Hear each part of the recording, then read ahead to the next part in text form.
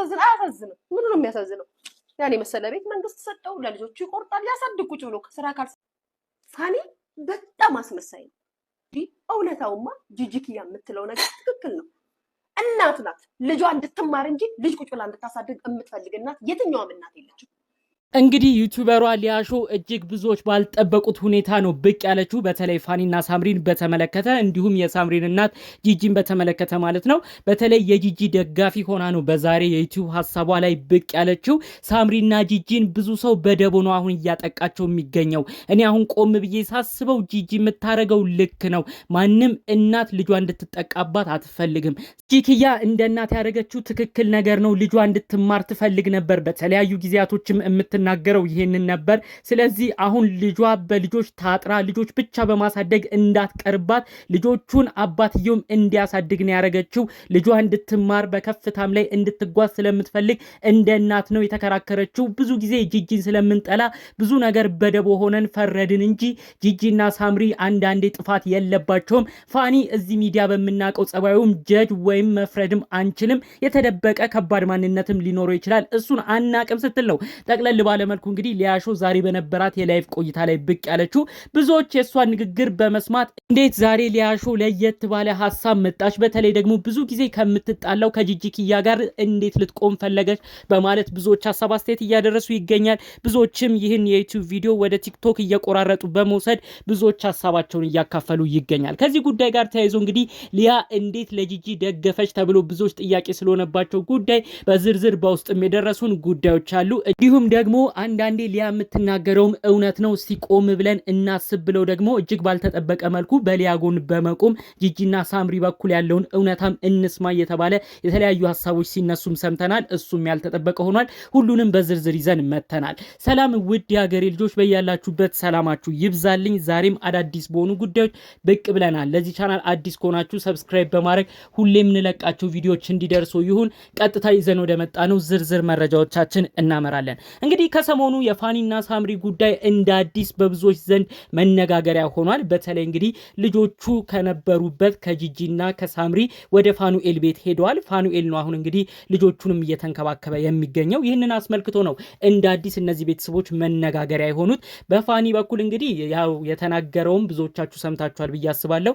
ልጆቹን ከዚህ በኋላ መያዝ አንፈልግም፣ አንችልም፣ አንተ አሳድግ ብለው ነው እኔ ወሰድኩት ብሏል። በሌላ በኩል ደግሞ እንግዲህ እናትና ልጅ ማለትም ሳምሪና ጂጂኪያ ደግሞ እንግዲህ ልጆቹን ማሳደግ አለበት፣ ለዛን የሰጠነው በህግም ተገዶ ነው ልጆቹን የወሰደው ሲሉ እነሱም ደግሞ በራሳቸው በኩል ሀሳብ አስተያየት ሰጥተዋል። ታዲያ ብዙዎች በዚህ ጉዳይ በመነሳት ፋኑኤል አንተ ጎበዝ አባት ነህ፣ ልጆችን በኃላፊነት የምታሳድግ ነህ፣ እናትና ልጅማ ልጆቹን አውጥተው ጣሉ በማለት ብዙዎች እንግዲህ በፋኒ በኩል ሆነው ሀሳብ አስተያየት ሲሰጡ ነበር። ፋኑኤል ከሰሞኑ በዩቲዩብም በቲክቶክም የተለያዩ ቪዲዮዎች እያጋራ ነበር።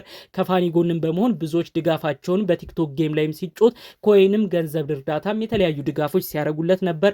ቤትም መረከቡን ምክንያት በማድረግ የተለያዩ ሰዎች የደስታ መልእክታቸውን ለፋኒ የተለያዩ ሀሳባቸውን ሲሰጡ ነበር። በዚህ በኩል ደግሞ እንግዲህ እናትና ልጅ የሆኑትን እንዴት ልጆች አውጥታችሁ ትጥላላችሁ? እንዴት አልቻልንም ብላችሁስ ለፋኑኤል ትሰጣላችሁ?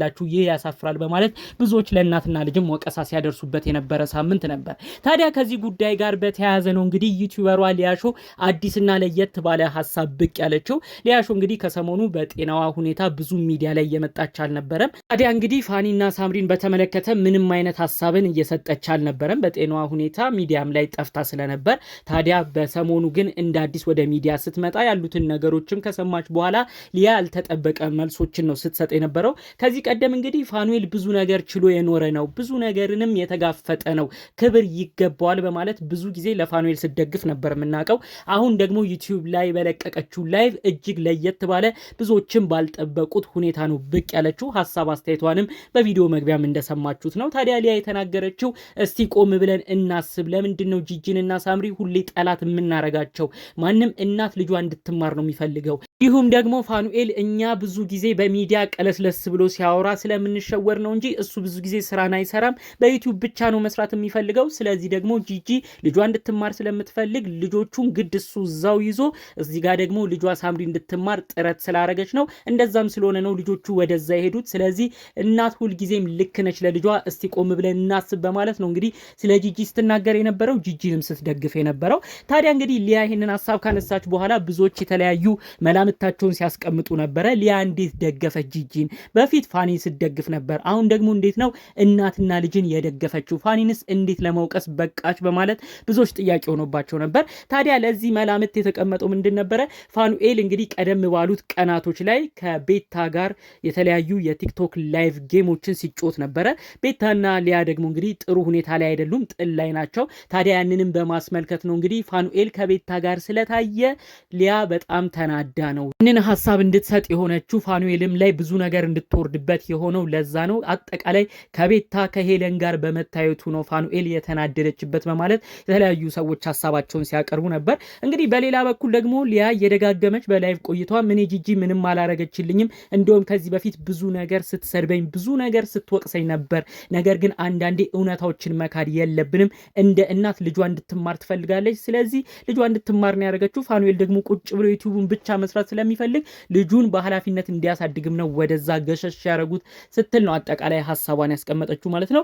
በእርግጥ ሊያ ይህንን ሀሳቧን ካነሳች በኋላ አንዳንድ ሰዎች ደግሞ እውነታውን በመደገፍ በተለይ ደግሞ ጂጂ በተለያዩ ጊዜ ላይ የምትናገራቸው ንግግሮች አሉ። ላይቭ ላይም በተለያዩ ቪዲዮቿም ላይ ልጇ ሳምሪ እንድትማር በጣም ነው የምትፈልገው።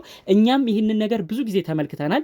ብዙ ጊዜም እንግዲህ እንደ እናት የምትቆጣው ነገር አለ። እንደው ዛሬ ጠለቅ ብለን ይህንን ሀሳብ በደንብ እንድናየው አድርጎናል። አንዳንድ የሊያ ንግግሮች ከዚህ በፊት ጂጂ ብዙ ነገር ከፋኑኤል ጋር ራሱ ልጇ ያለችበትን ሪሌሽንሽፕ ወይም የፍቅር ህይወት የማትፈልገው ልጄ ሳትማር ጥሩ ነገር ላይም ሳትደርስ ነው ወደ ፍቅር ግንኙነት የገባችው፣ ልጄ መማር ነበረባት እያለች ነው ጂጂ ብዙ ጊዜ ትናገር የነበረው። በትምህርት ያላት አቋም ጂጂ በጣም የተለየ ነው። በተለይ ለልጇ ትምህርት እንድትማርላት በትምህርቷ ጥሩ ቦታ እንድትደርስላት ከዚህ በፊት በተለያዩ ጊዜያቶች ላይ ተናግራ ነበር። እንደውም ከፋኒ ጋርም ጥሩ ነገር እንዳይኖር ያረገው ፋኒንም እስካሁን እንድትጠላው የሆነው ያኔ ትምህርቷ ተቋርጦ እሱ እንደወሰዳት አድርጋ ስላሰበች ነው እስካሁን ድረስ በፋኒም ቂም የምትይዘው ተብሎ ሁሉ ሀሳቦች ሲሰጥ ነበር። ስለዚህ እንግዲህ ያው ጂጂ ልጇ አሁንም ቢሆን እንድትማርላት በትምህርት ጥሩ ቦታ እንድትደርስላት ደጋግማም ነው የምትናገረው። ስለዚህ እንግዲህ እናት ለልጇ የምትመኘው ነገር ነውና ቆም ብለን እናስብ። በውስጣቸው ደግሞ ያለውን ነገር እኛ እናቅም። በተለይ ፋኑኤል ሚዲያ ላይ እንደሚያሳየን ማንነቱን ብቻ ላይሆን ይችላል እያሉ ደግሞ በሊያ በኩል ይህንን ሀሳብ በመደገፍ ጭምር ሊያ ትክክል ነሽ እያሉም ደግሞ ሀሳባቸውን ሲያደርሱ የነበሩ ሰዎችን ተመልክተናል ማለት ነው። እንግዲህ ጠቅለል ባለመልኩ ከሰሞኑ እንዴት ዩቲዩበሯ ሊያ ፋኒን ነቅፋ ሳምሪንና እናቷን ደገፈች ተብሎ ስለተነሱት ጉዳዮች ነበር መረጃ ይዘን የመጣ ነው። ሌሎች አዳዲስ ጉዳዮች እስክንገናኝ ድረስ ለዛሬ ይዘን የመጣ ነው መረጃ ይህን ይመስል ነበር። ሰላሙን ሁሉ ተመኘሁላችሁ። ሰላም